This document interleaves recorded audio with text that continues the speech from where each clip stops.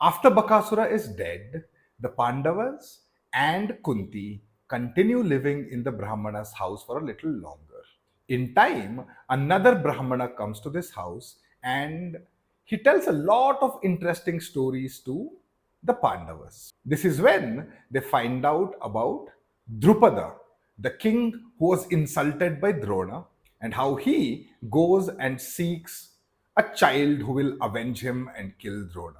Here also, we hear for the first time how Drona, who was insulted by Drupada first, went and spoke to Parshurama, requested his weapons and his knowledge, and using that, he sought revenge. Both these stories have already been covered. In time, Vyasa comes to meet the Pandavas. He tells of a girl in a past era who could not find a good husband and prayed to Shiva long and hard. Happy with her penance, Shiva came and offered her a boon. She was so excited on seeing Shiva. She said, I want a good husband. I want a good husband. I want a good husband. I want a good husband. I want a good husband. She could not control her own emotions and said this 5 times.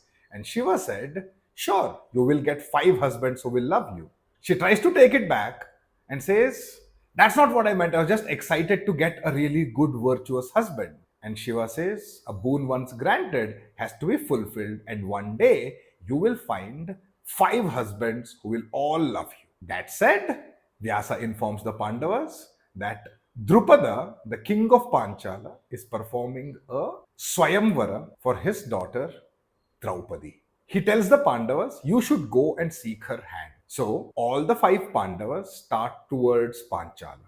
On the way, they meet a Gandharva called Chitraratha. So, this Parva is also called as Chitraratha Parva. They enrage the Gandharva and a battle ensues between Chitraratha on one side and Arjuna on the other. After a lot of war of words, there's a real battle with weapons. Arjuna uses Agneya weapon and sets fire to Chitraratha's chariot. Defeated, Chitraratha, a Gandharva, could not believe he was defeated by Brahmanas. So he sought information about who they were and come to know that they are indeed Pandavas.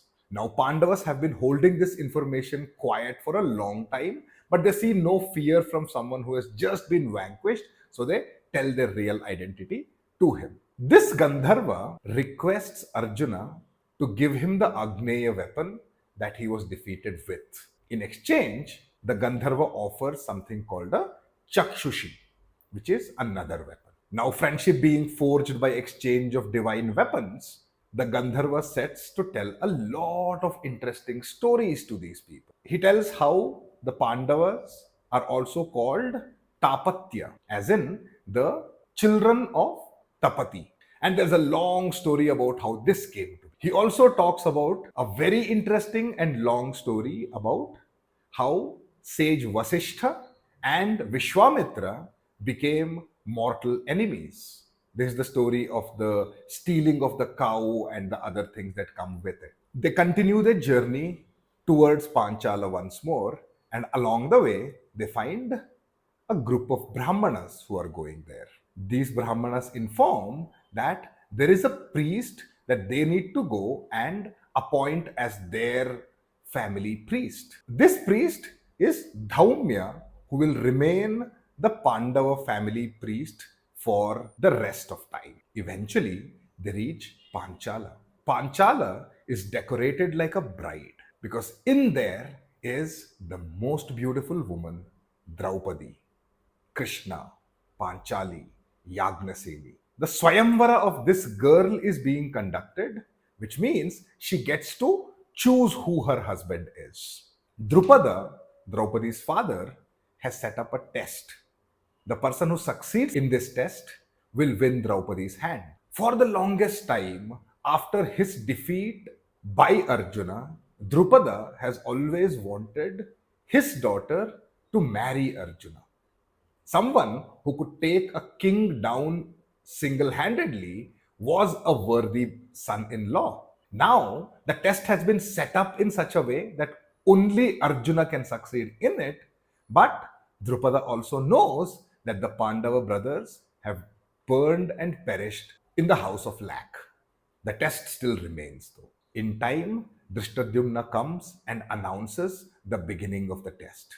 There is a very heavy bow, and someone has to tie the bowstring to the bow, pick it up, look in the reflection of a tray full of oil, and hit the eye of a fish which is rotating 50 feet above. Hundreds and hundreds of princes from all around the world have come. Everyone tries and everyone fails. This is also a place where typically the story is told about how Draupadi said no to Karna. In the critical edition of Mahabharata, there is no such mention. Karna does participate in it and is unsuccessful in hitting the target.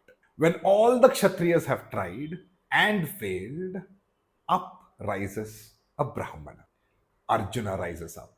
Two sets of people are simultaneously watching this. The Kshatriyas, who have all failed, start laughing at the audacity of a Brahmana to even consider attempting this.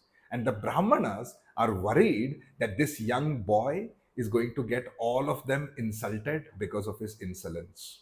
Arjuna walks towards the bow, picks it up, and starts pulling at the bowstring. What happens next? That is a story for another day. There's an interesting thing that I thought I should share regarding Swayamvara. Pretty much all weddings are talked about as Swayamvara, where the bride has the choice to pick whoever she wants for her husband. However, Draupadi's Swayamvara, even though it is called that in many occasions in the Mahabharata itself, is not truly a Swayamvara. It is another kind of wedding called Viryashulka. Viryashulka is quite literally payment for displaying bravery or courage or valor. Now, the idea being anybody who is able to display the kind of bravery that is required to win the girl would then also be able to protect her and safeguard her, because in a Swayamvara, typically what used to happen is that when a girl selects a boy, the others who have traveled thousands of leagues would get upset, and this would turn into a brutal fight between all her suitors. The father does not want someone picked by the girl also to be a weakling who will not be able to defend her when eventually the Kshatriyas will try and take revenge. So the idea was, while there is still a concept of choosing by herself, there is a criteria that this person has to be powerful and valorous enough to even qualify for her to pick.